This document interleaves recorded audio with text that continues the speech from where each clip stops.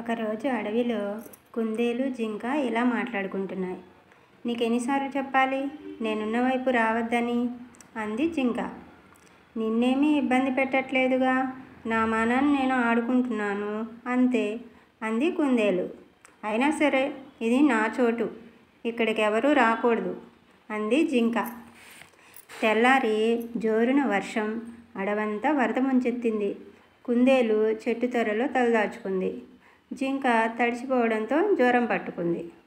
అరెరే, జ్వరం వల్ల జింక మామ ఎటూ వెళ్ళలేదు, తినడానికి ఏదైనా ఇద్దామంటే దగ్గరికి రావద్దంది అంది కుందేలు.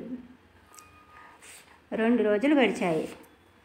ఆకలిగా ఉంది, ఎవరైనా ఏదైనా తినడానికి పెడితే బాగుండు అనుకుంది జింక.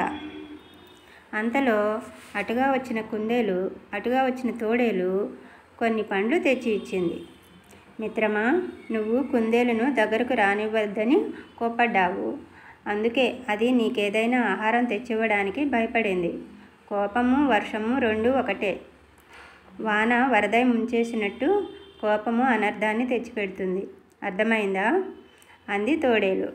తెలిసొచ్చింది మిత్రమా, ఇకపై అలా ప్రవర్తించను అంది జింక. ఈ కథలోని నీతి ఏంటంటే, వేరే వాళ్ళ అవసరం మనకెప్పుడు ఉండదు అని మనం ఎప్పుడూ అనుకోకూడదు. ఒకరి అవసరం ఒకరికి ఎప్పుడు వస్తుంది ఎవరికి తెలుసు. అందుకని అందరితో కూడా సఖ్యతగా ఉండాలి, అందరం కూడా కలిసిమెలిసి ఉండాలి అనేది నీతి. ఈ కథ మీకు నచ్చితే కనుక లైక్ చేయండి ఫ్రెండ్స్.